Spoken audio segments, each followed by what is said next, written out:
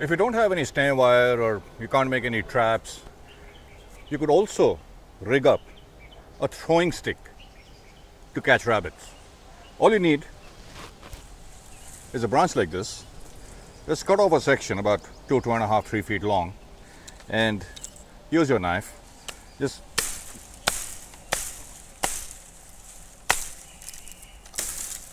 you have a throwing knife.